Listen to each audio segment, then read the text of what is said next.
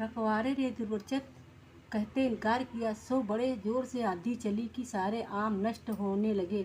यह देखकर रखवारे करने वाला दौड़कर सुदामा जी के चरण में गया और खुशामद करने लगा। दयालु सुदामा ने भगवान से प्रार्थना की, तब उसके फल ग्रहण किए तो आंधी शांत हो गई। इसके बाद बाली और आम ले सुदामा जी दोपहर को छोटी बेटी के घर पहुँचे और कहा बेटी, गोबर से चौका लगाकर रखे, मैं नित्यकर्म से निवृत्त होकर आता हूँ।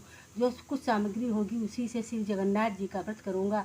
छोटी लड़की ने प्रसन्न होकर चौका लगाया और गरीबी विचार कर साहूकार के घर गई और अपने लड़के को बंधक बनाकर पूजन सामग्री घी खोया आदि लाके गुझिया पूड़ी गुड़ धनिया आदि बनाकर प्रेम से रखा। सुदामा जी के साथ सभी लोगों ने भक्तिपूर्वक व्रत किया। कथा सुनी। ज्यों ही कथा समाप्त हुई त्यों बंधक रखा लड़का भी प्रसाद लेने आ गया।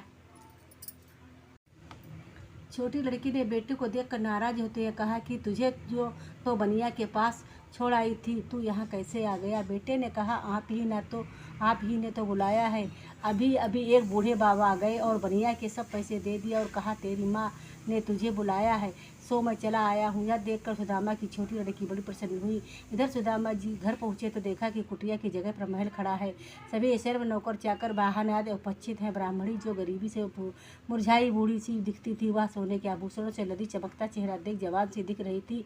सुदामा जी ने प्रसन्न हो मन में निश्चय किया कि जगन्नाथ जी की कृपा से मुझे यह सब प्राप्त हुआ है, अतः उसके नाम से एक भंडारा होना चाहिए जिसमें दूर देश तक कोई भूखा न रहे। ऐसा सोचकर चारों ओर हरकारे दौड़ाए, निमंत्रण भेज इष्ट मित्र को